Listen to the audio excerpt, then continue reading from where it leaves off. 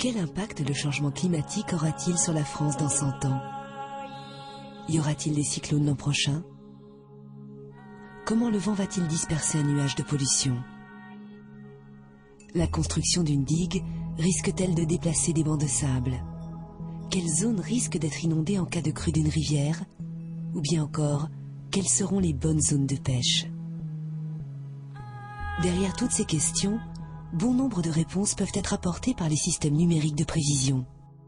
Alors ce que nous voyons à l'écran, c'est l'évolution de la salinité de surface de la mer dans le golfe de Gascogne. Vous reconnaissez ici le profil de la France. Et par exemple, sur cette zone, une question assez cruciale est la gestion des stocks d'anchois qui sont pêchés sur cette zone.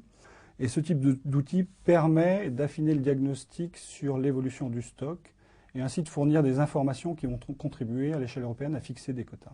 Un autre type d'application des modèles numériques, à une échelle beaucoup plus fine, nous sommes maintenant entre l'île d'Oléron et l'île de Ré. On illustre ici l'influence des apports continentaux, qu'ils soient d'origine naturelle ou liés à l'activité de l'homme, et les impacts qu'ils peuvent avoir sur les zones d'aquaculture adjacentes aux apports continentaux.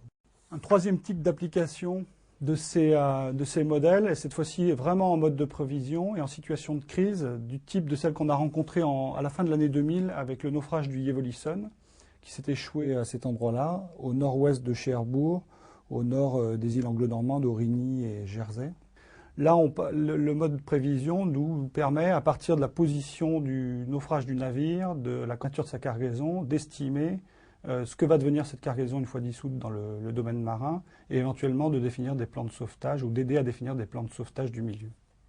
Que ce soit pour simuler ou prévoir des phénomènes physiques, ces modèles sont avant tout le résultat de la collaboration de nombreux scientifiques de diverses disciplines, comme des physiciens, des mathématiciens. Prenons par exemple le cas d'un modèle d'océan. Un modèle d'océan a pour objectif de simuler l'évolution temporelle des propriétés physiques de l'océan. Donc au départ, on a les équations qui décrivent la physique de l'océan. Et ces équations, il faut les transformer en termes mathématiques et essayer de les résoudre. Ce que nous donne le physicien, c'est un modèle mathématique qui est formulé, je pourrais dire, en dimension infinie. Donc quelque chose qu'un ordinateur ne saura pas traiter.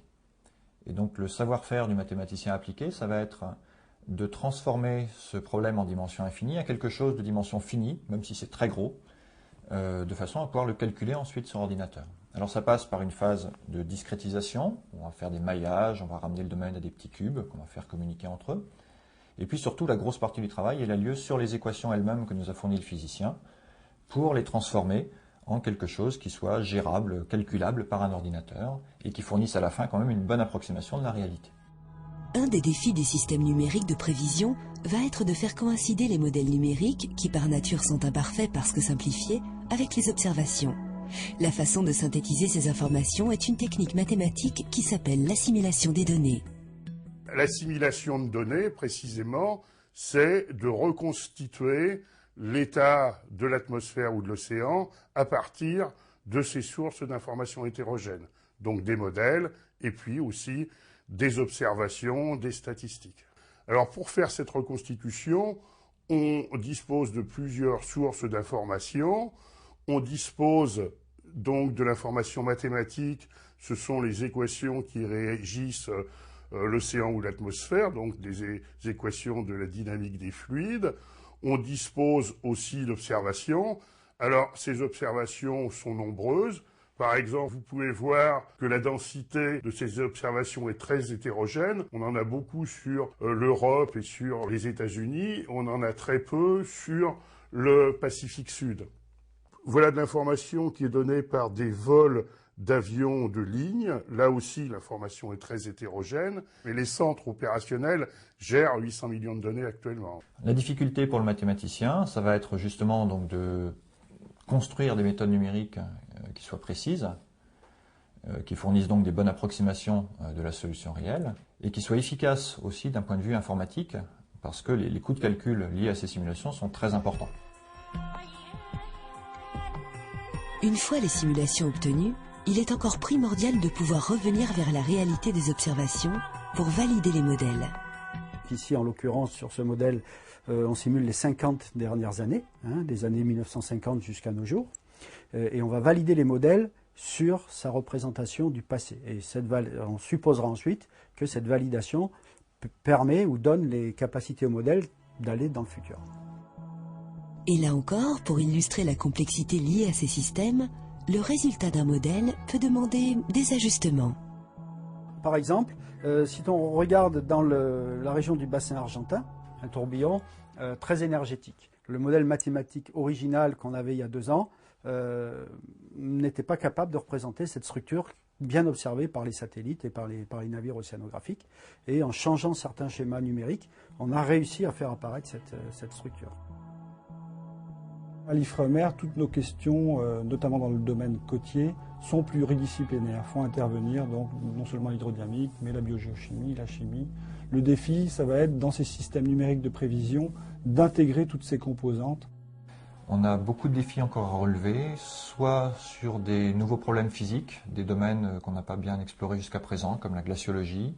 Beaucoup de choses à faire encore en pollution atmosphérique, prévision des crues, coulée de lave, coulée de boue pour dimensionner des ouvrages de protection, définir des zones à risque. Voilà. Donc là, on est face à des physiques plus compliquées qu'on n'a pas l'habitude de traiter. Et puis, on veut aussi mettre au point des systèmes plus globaux, où toute la physique est prise en compte. Et donc, par exemple, pour la trajectoire d'un cyclone tropical, comme on voit ici à l'écran, eh bien, on va être obligé de coupler un modèle d'océan avec un modèle d'atmosphère. Et coupler des modèles entre eux, mathématiquement, il y a beaucoup de difficultés derrière. Un autre grand challenge, ça va être de donner une barre d'incertitude, une estimation de l'erreur qu'on commet dans nos systèmes de prévision. C'est une information importante, mais qui est très difficile à estimer. Et derrière, il y a aussi beaucoup de challenges informatiques, parce que c'est très gourmand en temps de calcul. Donc au final, beaucoup de travail à faire pour nos équipes encore dans les années qui viennent. L'INRIA, aux côtés de plusieurs organismes de recherche, participe activement par ses compétences en mathématiques et en informatique à la construction de ces systèmes numériques de prévision pour l'environnement.